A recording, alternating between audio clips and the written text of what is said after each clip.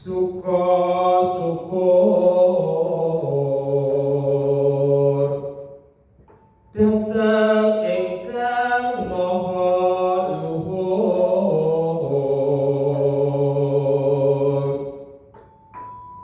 wus paring nugraha jroning dinten Idul Fitri paripurna ibadah bulan puasa siang dalu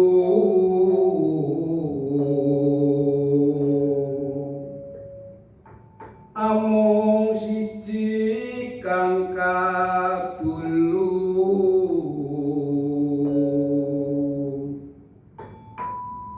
wewarak agama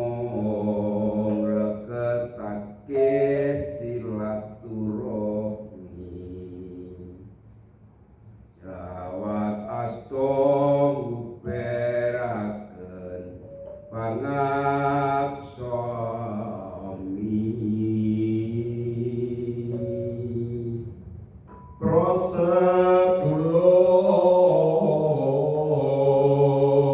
prosedulur sanakaken mitra batur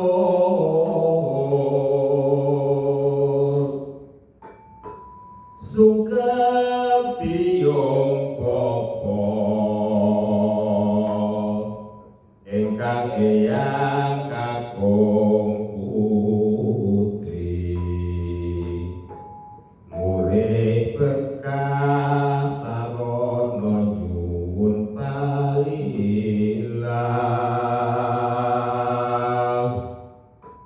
sarwa jumbo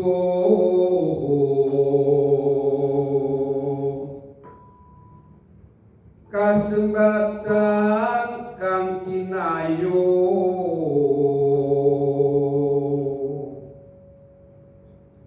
dayane lebaran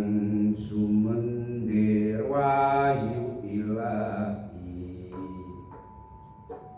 sinar terang Idul Fitri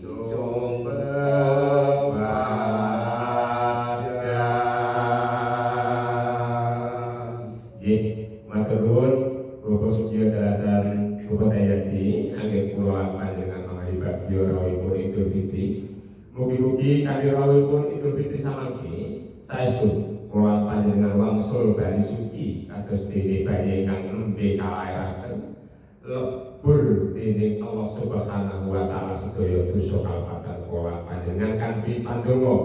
jalanallahu minal aidin wal faizin taqabbalallahu minna wa minkum. Mohon maaf lahir batin, mugi panjenengan sedaya paring pangapunten dumateng sedaya kalpatanipun.